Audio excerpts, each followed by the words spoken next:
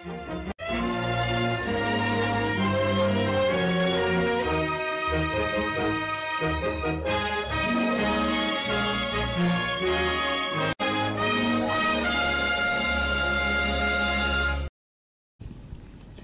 mtazamaji, kwa kila njia asubuhi jua linatangulia, lakini bado kuna jioni na ukujia na utata wa safari iliyo na habari chungu nzima ambazo ni lulu kwako wewe mtazamaji wetu.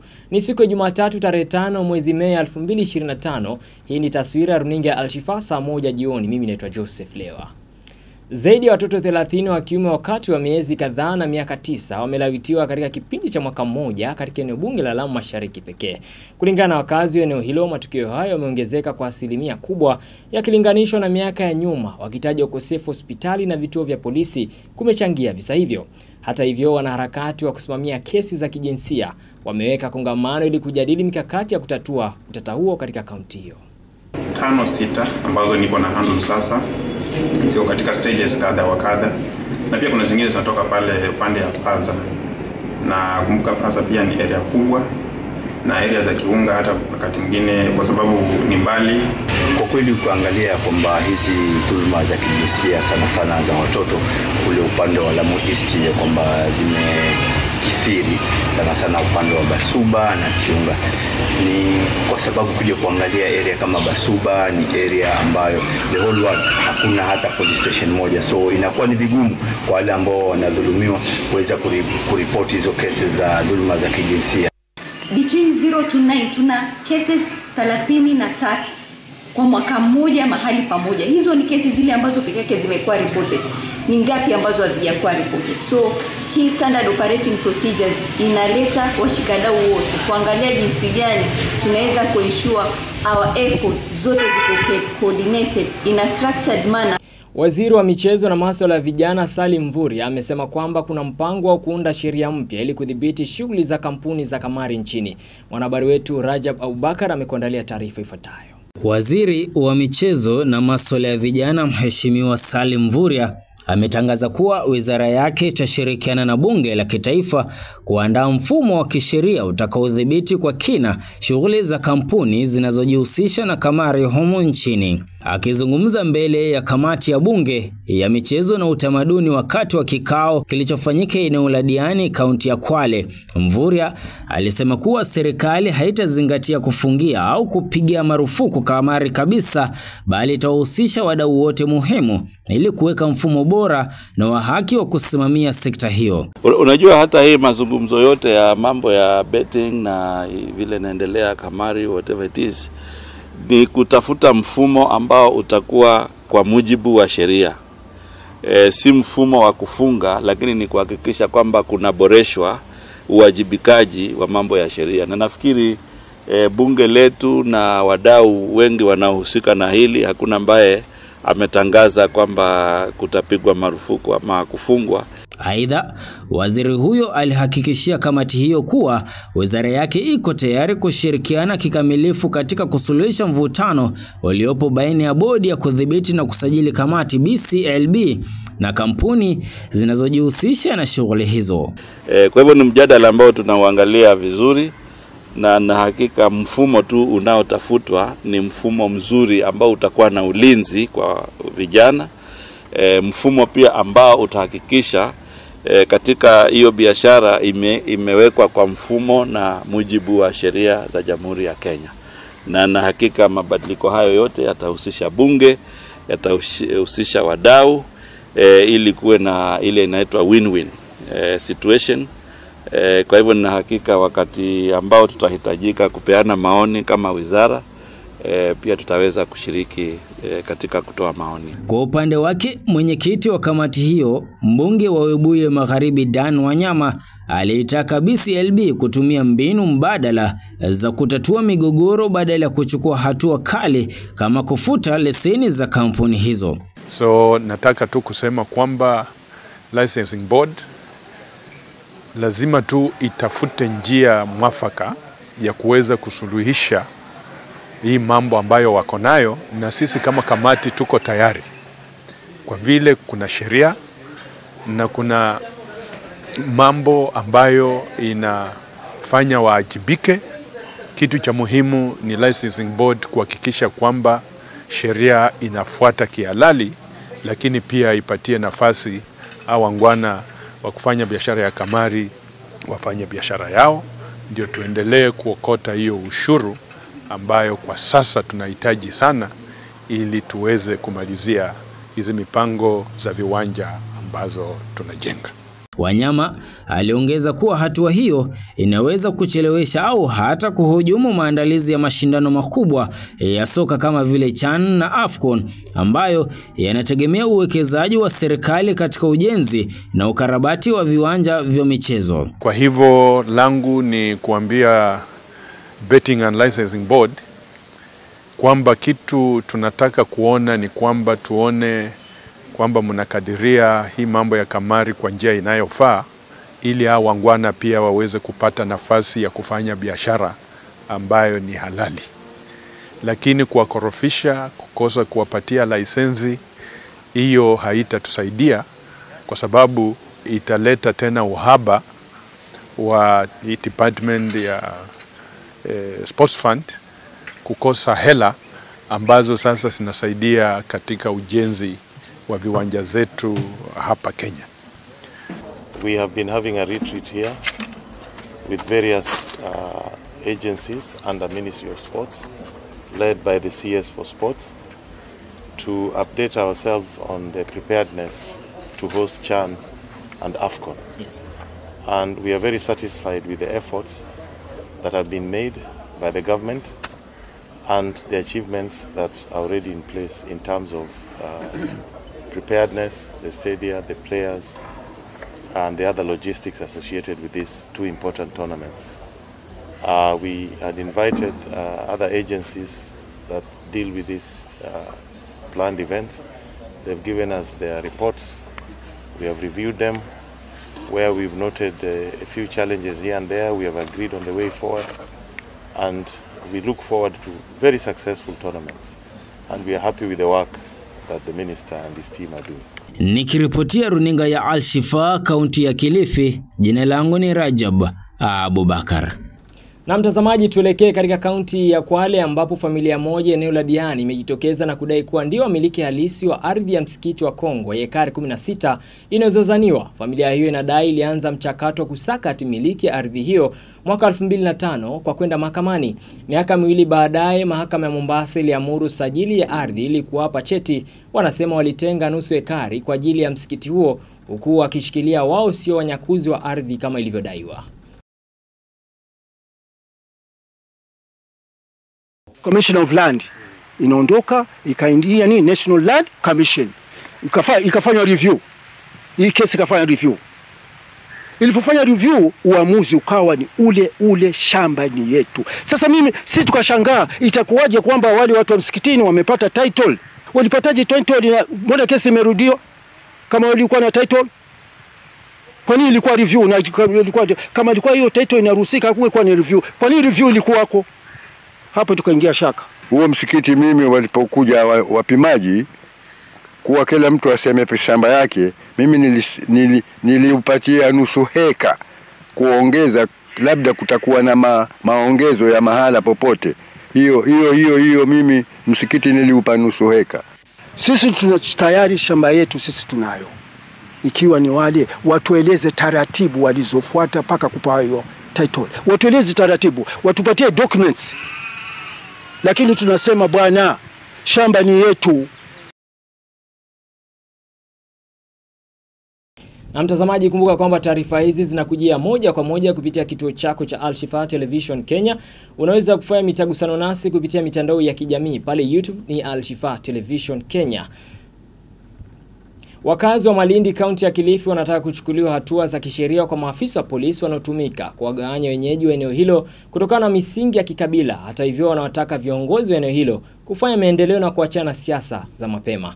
Mwanahabari wetu Ronnie Dopriz amekuandalia taarifa ifuatayo. Sisi kama wananchi wa Malindi Town Ward tunataka development. Hatutaki uchochezi wala hatutaki kugawanywa kimakundi ya kikabila. Wakazi wa Malindi kaunti ya Kilifi wamekashifu vikali madai ya ukabila, wakitoa wito kwa kuendeleza amani miongoni mwa jamii.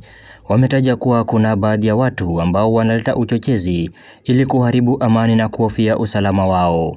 Wakiongozwa na Stephen Opiyo na John Mitheka, wakazi hao wanataka hatua za kisheria kuchukuliwa kwa maafisa wa usalama, mwakilishi wadi wa eneo hilo, pamoja na baadhi ya wafanyabiashara ambao wanadaiwa kuhusika pakubwa katika kuigawanya jamii. Wananchi wa Malindi na wasihi, haya maneno ambayo yanaletwa na jamii, watu fulani ambao tunalazimishiwa katika jamii kwamba wao viongozi, muwakatae. Ni watu ambao watawatakia vita ndani ya Malindi na hatutawaruhusu, na tunataka officers ambao wanashirikiana na wao. Manake kuna baadhi yetu ambao sahi majina yetu yamepelekwa kwa DCI ambao tunaweza shikwa wakati wote. Malindi nimeishi zaidi ya miaka 30 na sijaona siku moja Malindi tumepigana kuwe kuna siasa ama wakati wa siasa. Zimepita siasa nyingi hatunjai pigana, na kwa saa hii mtu yote ambapo akona haja na kupigana kwa sababu ya siasa, sisi kama wamama hatutaki. Kwa hivyo naomba yoyote ambapo anataka kuleta siasa mbaya Malindi, angalie mahali kwenye atapeleka. Sisi hatutaki siasa mbaya Malindi. Kwa hivyo tunaomba usalama, tuwekewe usalama wa kutosha. Wakizungumza wakati wa mkutano uliokutanisha jamii zinazoishi Malindi, wamewataka viongozi walio mamlakani kushughulikia masuala ya maendeleo katika eneo hilo badala ya kugawanya jamii. Baadhi ya vitu ambavyo tunaona hii Malindi Town ni kama kuna wachochezi ambao wanajaribu kuchochea uhasama kati ya jamii.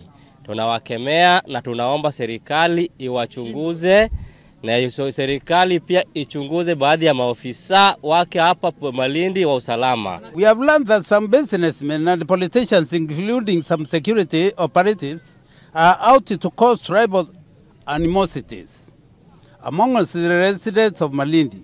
Therefore, we ask the Police Service Commissioner, the DCI, to investigate the conduct of some of his officers, including the area MCA Rashid Odhiambo, whom we believe that he is the one who is behind most of the skirmishes. Tafadhalini, kama mna ugomvi na wenzenu wengine, nendeni kotini mkamalize mambo zenu kotini. Msituletee kwa jamii.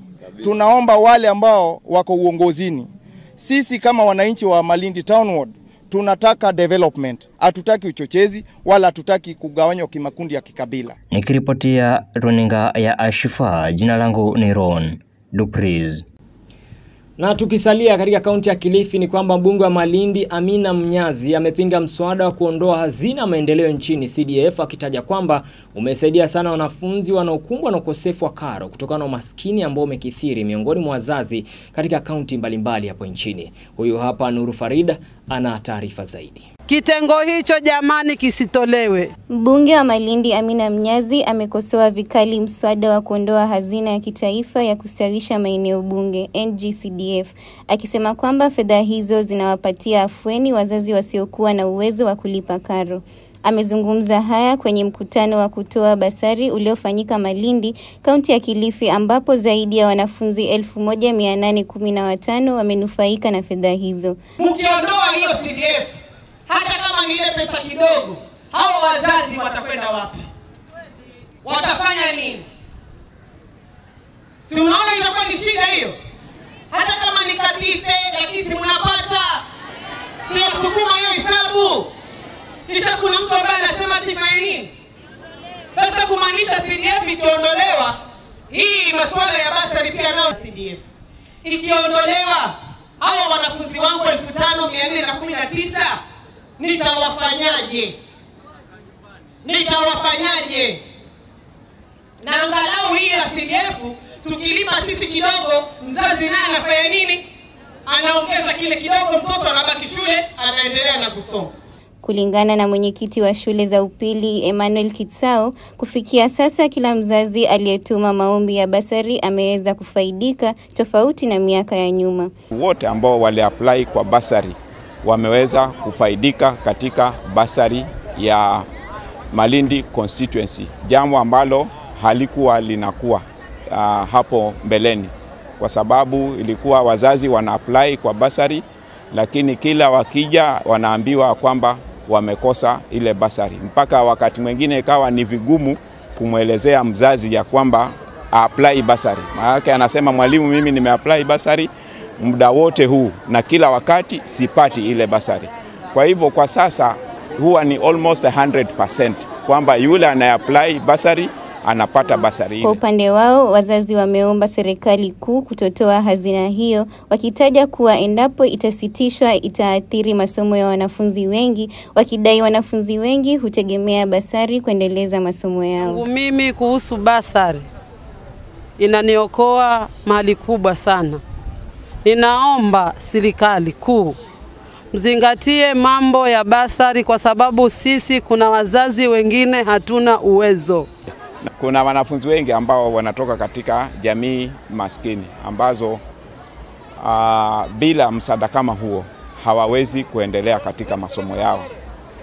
Kwa hivyo tukiwa na huo msaada kwa wanafunzi kama hawa, wataweza kusaidika zaidi na kuweza kuhakikisha kwamba pia wanaweza kurealize dream yao katika maisha. Niongee na serikali kuu wasiingilie mambo ya basari, wasiingilie mambo ya CDF. Hii mambo ya CDF imesaidia wazazi wengi ambao hawana uwezo, kwa sababu leo kila mtoto amepata shilingi 4,400.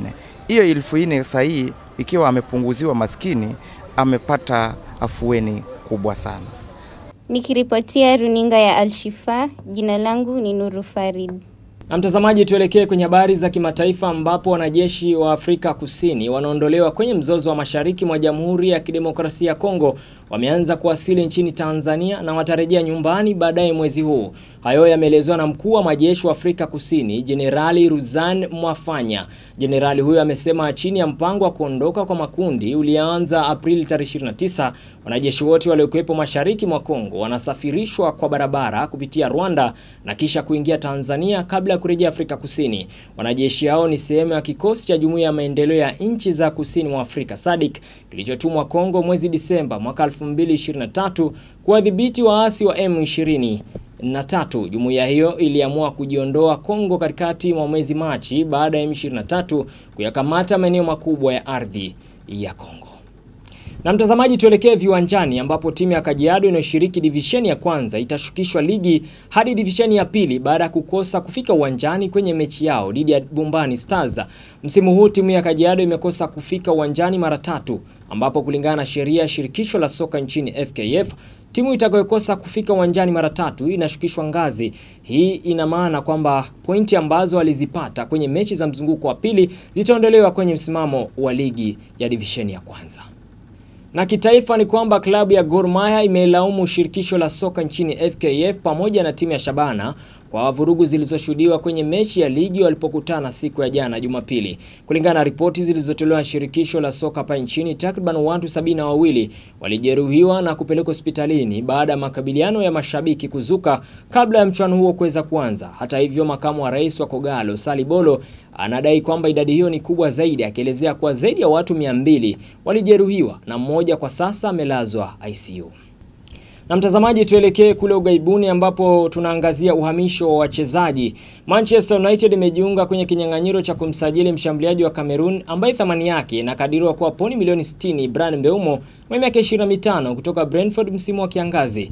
Arsenal wanamfuatilia mshambuliaji wa Brazil Rodrigo Goes anayekipigia Real Madrid ya Hispania, huku Manchester City pia ikimtaka mchezaji huyo mwenye miaka 24. Manchester United iko tayari kuwasilisha dau la kumsajili mlinzi wa Barcelona na Uruguay Ronald Araujo mwenye miaka 26 ikiwa klabu hiyo itafuzu katika michuano ya ligi kuu ya mabingwa msimu unaokuja. Na mtazamaji, kufikia hapo nasema sina la ziada, nikutakie tu usiku mwema, njozi njema zisizokuwa na majonzi. Lakini kwa niaba ya wote waliofanikisha habari hizi, Mwalimu Maguzo ambaye ni mkurugenzi mkuu, mwelekezi amekuwa ni Rajab Abubakar, na kutakia usiku mwema.